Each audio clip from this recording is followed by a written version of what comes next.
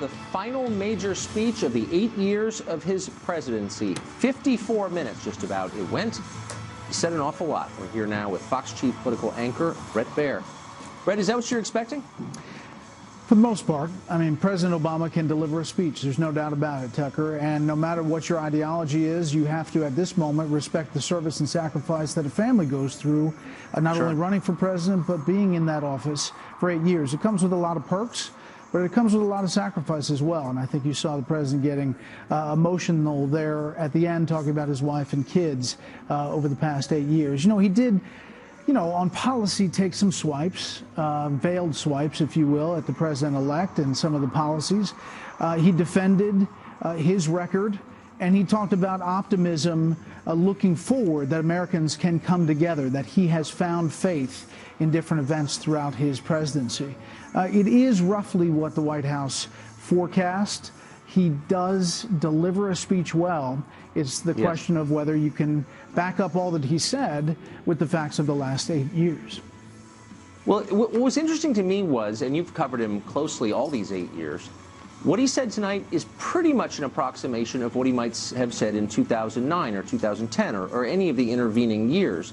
There wasn't really a sense that a lot has changed during that time, whereas I think outside of the White House, there's a sense that everything is different and everybody is reassessing their previous beliefs. Did you get that feeling from his speech tonight, that he has reassessed?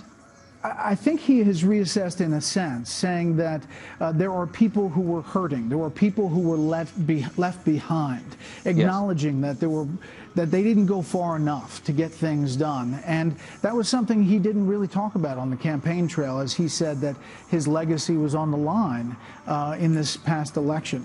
He now looks forward and says he wants to rebuild not only his party, but help rebuild the country to come together going forward. I think there were some amazing lines in the speech. Obviously, it was touching for Democrats who had to listen to it and saying goodbye to this president. But I think there are many people looking at this record and saying the reason Donald Trump was elected was because he didn't hit all the marks in policy. Well, that's right. And you noted that before the speech began, that it would be difficult to have a pure defense of the legacy. I mean, if the three promises of the Obama years were fix the economy, improve race relations, and bring about universal health care, then you could raise serious questions about whether he achieved any of those. But the speech didn't really go to that from my perspective. It was really at 35,000 feet.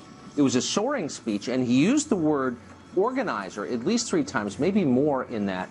To me, that sounded like really a harbinger of what's coming, that he is trying to inspire people who share his worldview. I mean, he is setting the stage for what he's going to do next, which is something very public, isn't it?